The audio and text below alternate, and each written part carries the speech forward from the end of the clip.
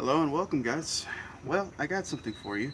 If you saw my last video, we saw that we were talking about the Ulu. Well, I got more of a traditional style Ulu that's a little bit more budget friendly. It's made by the company Rite Edge. Comes in a full leather sheath, belt loop, so you can take it anywhere you want.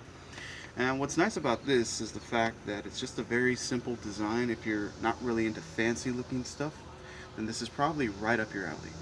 Comes with a camel bone handle, and the blade is carbon steel, made in Pakistan. Now, just in case you're working on starting a collection and you want to do Pakistani knives, word of advice is that after you use them, just make sure to clean them and dry them as quickly as you can, because these things rust very easily. They're very susceptible to rust, and it's kind of hard to get the rust off of them. I tried with some other knives of mine, and yeah, I don't think I'll ever be going for Pakistani knives ever again. But if you're good at taking care of your knives, then you should have no problems. And these things are budget friendly, and they are pretty decent. What I like about this knife in particular is that you could probably use it as a mini axe for like making little kindling to start a fire or something like that. It's pretty tough. Didn't really lose much of an edge there. So, might be cheap, but not that cheap. At least it's not going to chip that easily. But what this knife is really used for, it's like I said before, this is really the knife for scraping meat off the hide if you're going to tan hides. It's also good for chopping your vegetables, butchering your meat, even skinning the animal. Well, or just simple self-defense if you had to. Although this one though, I probably wouldn't use as a self-defense knife, because when you hold it like this, you see where my fingers are at right here?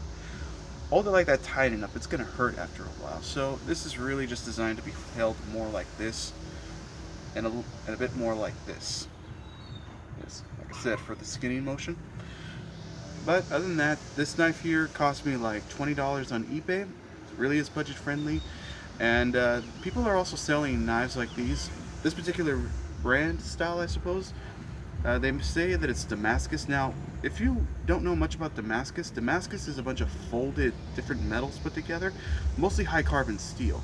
And I recommend you would just do a little research on Damascus if you don't know exactly what it is, because people will probably sell you a knife that says that it's Damascus on there, but if a pattern sort of repeats itself a little too much, a little too evenly, too uniform, then that probably means it's just lasered on there, not so much the real Damascus.